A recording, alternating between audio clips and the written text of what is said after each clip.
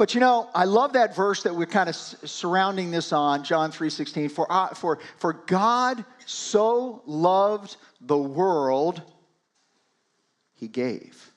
And what did he give? He gave his only begotten son. In Greek, that word is monogenes.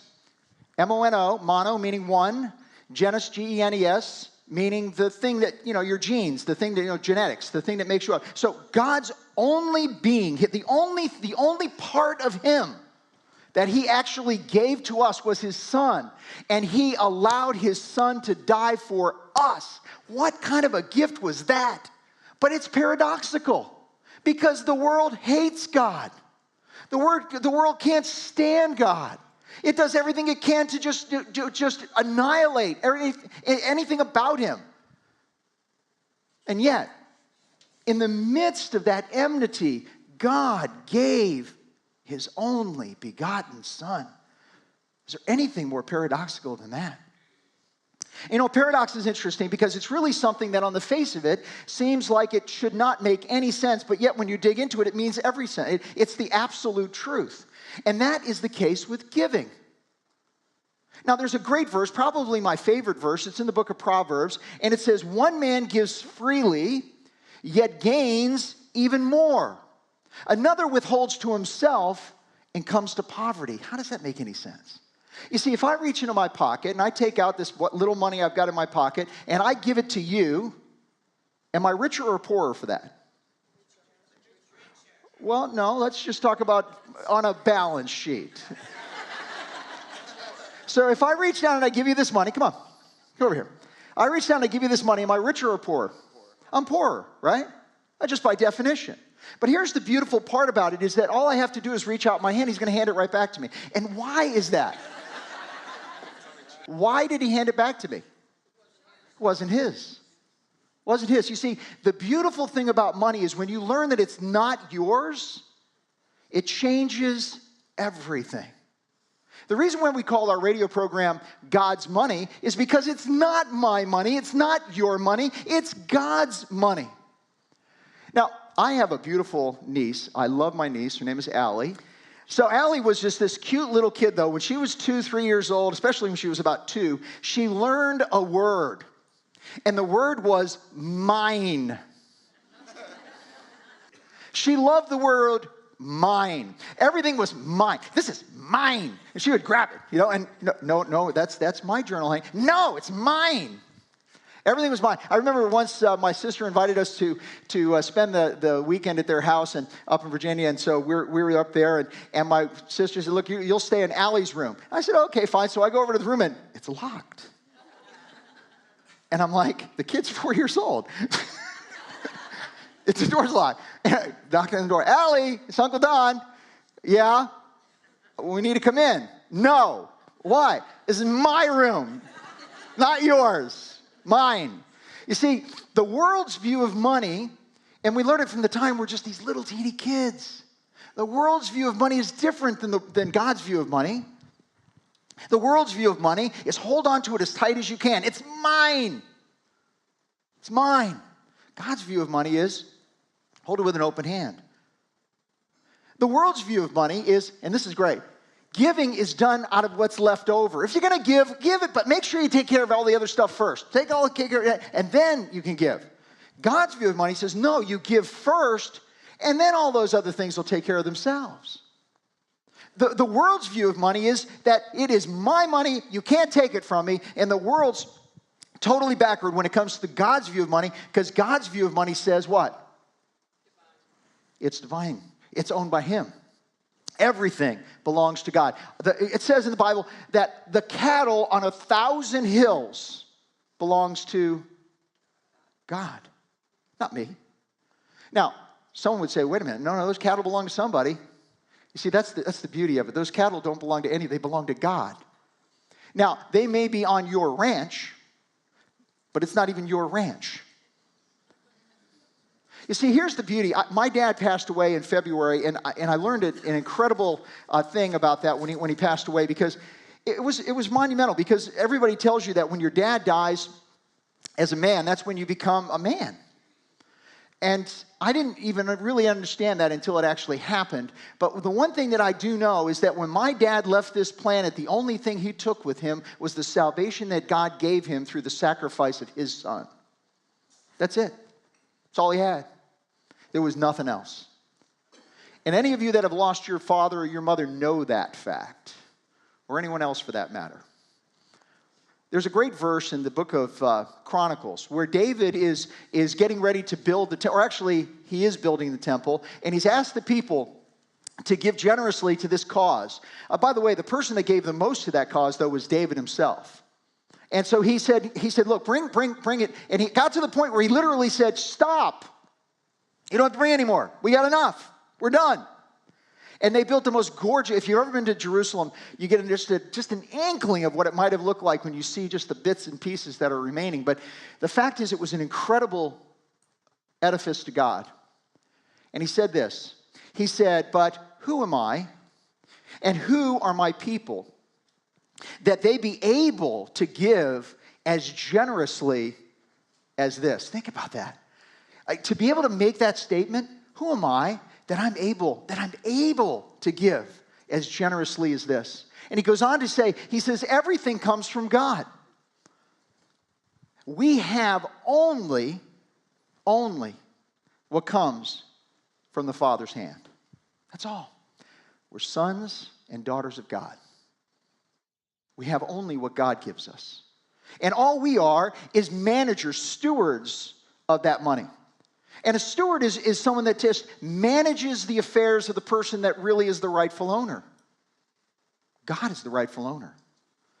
We're just the stewards. We just keep those things. Now, the Bible gives us some very specific lessons, though, as to how we should manage those assets. And one of the things that he says is that we should honor, this is cool, we should honor the Lord in our giving. You see, giving is a form of worship. Did you ever notice that we always, at this church, we always do, I love this, by the way. This is one of the things I love about TC3 more than any other single thing. Do you know when we do our offering? It's during the worship. It's right in the middle of the worship because it's a part of our worship. Giving is a form of worship, and we want to honor the Lord from the first fruits of our giving, not from what's left over. Because I don't know about you, there's never anything left over. You know, I went to lunch with a friend of mine the other day, Keith, and Keith said to me, Keith was eating this food, and he was just plowing it down. And I said, Keith, that's a big portion. He said, yeah, Dom, I was taught as a kid, you got to eat everything that's on your plate, and man, I'm just sticking to it. I thought, okay, that's good, you know. But here's the deal. God says, no, I want you to do it from your first fruits. Now, I want you to think about this. How many of you are familiar with olive oil? Right, olive oil, right? It's pretty cool. Now, the way in which they make olive oil is they get these big vats and they throw all the olives into the vat and they press the olives and the juice that comes out is the oil. Now, what they do when they put all the fresh olives in there is they keep them in the vat and they let the pressure of the actual olives themselves start to work down, and they leave it like that for a couple of weeks. And then what they do is they take and they open up the spigot from just the weight of the olives themselves, and they pour out that olive oil that has been created by just the weight of the olives themselves. It's called extra virgin olive oil. Now, what's interesting about extra virgin olive oil is that it is the best olive oil you can get. There is no better olive oil than the extra virgin olive oil. I've had the privilege of actually tasting real extra virgin, but most of what's in the grocery stores that says it's extra virgin is, well, it's lost its virginity. So, come on, it was just something that goes through my brain. So, those wine pressers, those olive makers that loved God would take that extra virgin, that first batch, and that's what they gave. They did the same thing with the sheep. The first sheep that were born, the best ones, those are the ones that they gave. They did the same thing with the oxen. The best is what they gave. They didn't hold back and say, I only want to give the junk. No. I'm going to give the best. Why did they do that? They did that because they were honoring God for allowing them the privilege of making olive oil, making shears, being able to raise oxen. They did that to honor God. It was their form of worship. Now look, I believe there's 3 reasons why you really should give to God first. The first is, we've already talked about, there's never anything left over. Would you agree? There's anything. Look, most people in America live on 102% of what they make. There's nothing left over. So here's the second thing, and probably the most important, is it gives you the right perspective on wealth. And wealth, by the way, is much more than money. Wealth is your talent. Wealth is all that you're able to do. Wealth is what you're able to build. Wealth is what God has entrusted you to do. And it gives you the right perspective. It teaches you that it's not all about you. It's not mine. It's about Him. And it's about honoring Him. And then most importantly, besides the fact that it gives you, or kind of, not most importantly, but just sort of going along with that, is it also teaches you how to overcome the problem of greed. And greed is the desire to want more and the absolute desire to protect what you already have. I'm not giving you what I already got. No. I'm going to hold it tight. But you see, if I hold it tight in my fist, how much can I add to that fist? Nothing. But you see, if I hold it in an open hand, not only can I allow you to take from it, but something can be added to me as well. And that is the magic of understanding the things of God and the mystery of why we give first. Now, you can't do a message like this and not talk about tithing, right? And of course, we all know that verse in Malachi, can a man rob God? And it says, yes, you can rob God. You can rob God in your tithes and your offerings. And so people ask me all the time, Don, should I be giving 10%? And as I always say, it is a great start. But you know, if you really want to be a tither, if you really want to be according to the law, well, tithing was 20, 20, 30. You say, what? Yeah. You see, you had to give 10% to the priest, you had to give 10% to the temple, and then every third year, you had to give 10% to the benevolence offering for the poor. So if you're going to be a tither, well, then you need to give 20%, 20%, and 30. Let's go for 20, 20, 30. I'm in. We get ourselves all caught up in this tithing thing. Jesus said it this way to the Pharisees. He says, you worry about your tithes and you forget the love of God. You forget what He does for you. You forget that it's not about money, it's about honor. It's about giving back to the God who we did. But here's the deal, folks, and I just can't say this nicely, so I'm just going to say it bluntly. You can't give to the Lord unless you change your lifestyle. That's a fact. You can't live on 102% of what you make and give to God. Doesn't work. Cannot happen. And so the Bible tells us this in Ecclesiastes by the richest man that ever lived. He says, and I love this, look at this verse. It says, God made man to live what? Simply. The complex problems of man are His own device. We create these problems. And here's how we create them. We create them by just the stupidity of the decisions that we make. I love what Arthur Gish said. He said, we buy things to impress people that we buy things that we don't need to impress people that we don't like. Isn't that incredible? You know, Admiral Richard Byrd went down in 1928 and to explore Antarctica. And when he went down there, he brought with him literally like a plane full of stuff. They literally landed this plane. It had all his stuff in it that he was going to take, that he needed for this expedition. And the guy that was going to help him, his guide, looks at him and he goes, what's up with that? And he goes, well, that's all the stuff we need. We need all these, all this equipment and food and all this kind of stuff. And the guy throws him a 15-pound pack and says, fill it. And he said, what do you mean? That's what you get. You can take what you can put into a 15-pound pack. Figure it out. I'm not letting my dogs schlep all your stuff. And so at that moment, Admiral Byrd had to make a decision as to what was really important that he had to have over the next 3 weeks. And at the end of that expedition, he wrote these words, and I think they're so incredible. He says, I am learning. Note, he didn't say I've learned. I am learning that I can live profoundly without masses of things. So if you're going to truly come to this place where you're going to use the things of God and you're going to be a person that gives, you cannot live above what you're able. You see, I never say spend less than you make. I always say spend less than you can. I must tell you, the single greatest day of my life, single greatest year of my life, I should say, was 1986. In 1986 was the first year that I actually gave more than I earned the previous year. It was mind-boggling how that changed my life. Because at that moment, I learned that I did not have to live profoundly with the abundance and the masses of stuff. It was in that year that I decided that I would drive cars until they turned into salt. Because this is really the attitude that we need to have. It's not about me. But here's the deal. What keeps us from giving to God? What keeps us from giving to God, I can sum it up in one word: fear. Fear. You see, we're afraid to trust God.